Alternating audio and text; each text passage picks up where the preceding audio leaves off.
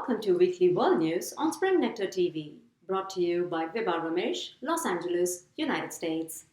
First, the top headlines.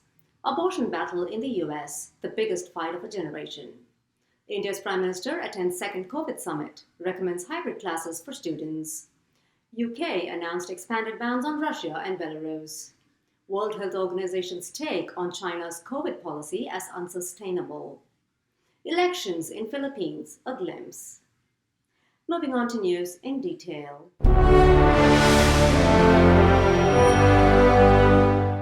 The draft that threatens to overturn the Roe v.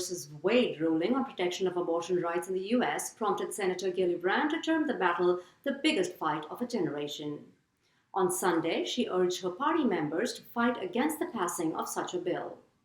In her words, as stated on CNN's State of the Union, "This is the biggest fight of a generation. And if America's women and men who love them do not fight right now, we will lose the basic right to make decisions, to have bodily autonomy, and to decide what our futures look like." The uproar was triggered when Mississippi Governor Tate Reeves spoke in favor of the draft as he remarked, "While this is a great victory for the pro-life movement, it is not the end. In fact, it's just the beginning." And on Wednesday, Democrats acted promptly to hold a vote, which Americans expect will go one step forward in blocking the bill. Meanwhile, the nation released a series of new sanctions on Russia just a day before the Victory Day parade planned by Russia. These sanctions were announced at a virtual summit by the G7 group and are expected to close all loose ends. News has it that the sanctions include a ban on sales of U.S. services to Russia, ban of technology export used by Russian defense factories, and visa restrictions on yet another 2,500 plus Belarusian and Russian individuals, among others. Commenting on how the new sanction would close loopholes, a senior official said, "They've been asked by Russian companies to help them figure out how to reformulate their business strategies in the wake of sanctions. In some cases, how to get around these sanctions, or, in the case of accountants, how to hide some of their wealth, and we're shutting that down."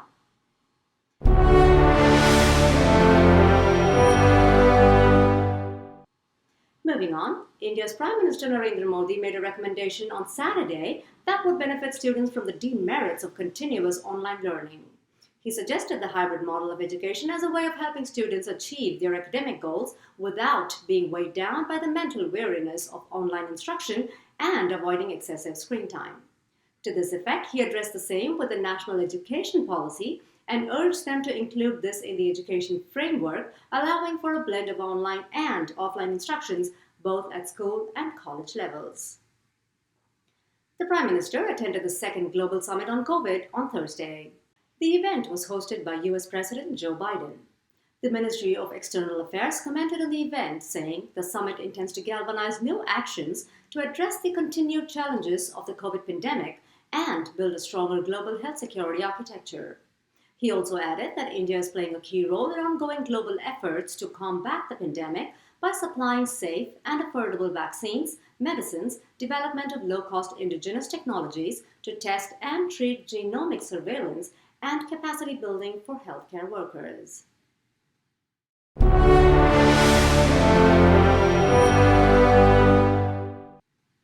Moving on to the UK, a proposal that targeted student limitation and minimized access to student loans have been condemned by student communities and universities alike. To that end, the university's representative leader, Universities UK, along with the National Union of Students, is opposing the proposal as it stands to impact students, especially from those from disadvantaged backgrounds. The Universities UK remarked that as well as limiting student choice, student number caps entrenched disadvantage because students who are unable to move location to attend university have fewer opportunities to apply and be accepted to university, making them more likely to choose a path with poorer employment outcomes. Meanwhile, the UK government has expanded the existing sanction on Russia and Belarus, thereby tightening the grip against trade and exports. The expansion now includes export bans as well as tariffs on imports of precious metals. The bans are intended to increase economic pressure on Russia following their invasion of Ukraine. The measures were announced by Chancellor Exchequer Rishi Sunak and International Trade Secretary Anne Trevelyan, as she stated in the media. This far-reaching package of sanctions will inflict further damage on the Russian war machine. It is part of a wider coordinated effort by the many countries around the world who are horrified by Russia's conduct and determined to bring to bear our economic might to persuade Putin to change course. Rishi Sunak added to her statement as he said, "Working closely with our allies, we can and will thwart Putin's ambitions." Moving on, the World Health Organization shared its concern over China's zero-COVID policy to eradicate the virus. According to Dr. Ghebreyesus, the policy is not sustainable owing to the behavior of the virus. He said, "We have discussed about this issue with Chinese experts and we indicated that the approach will not be sustainable. I think a shift would be very important."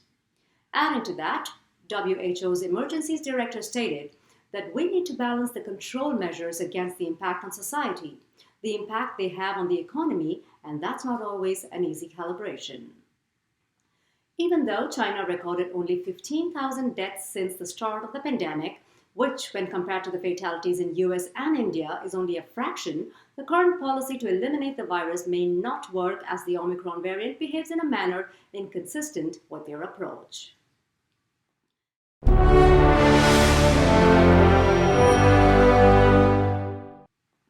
And in Sri Lanka, the months-long protests carried over by the public over the dwindling economy has prompted the Prime Minister to tender his resignation. To that end, Mahinda Rajapaksa stepped down from his position when the peaceful protests turned into ugly and violent clashes, killing at least 5 people and injuring a few hundreds. The decision-making moment was triggered on Monday when demonstrators were attacked by pro-government supporters involving police intervention.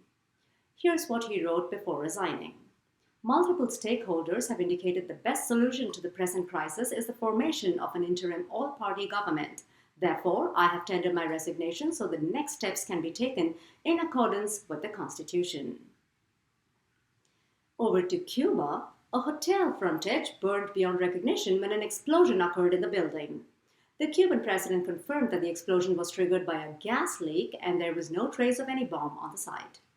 News as of yesterday had it that the incident killed at least 43 people and the toll could increase.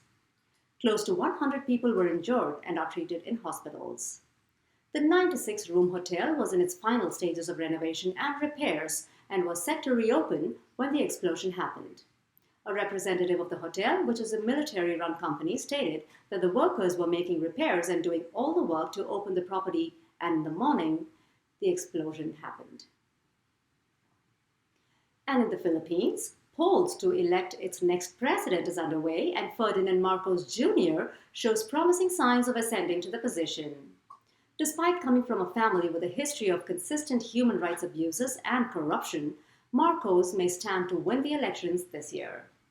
That said, the incumbent president is still popular among the masses, even as he retires from a 6-year term as president. According to sources, Marcos is way ahead of his opponents in terms of popular votes by nearly 56% from respondents. Before we end this news bulletin, here's this week's Did You Know?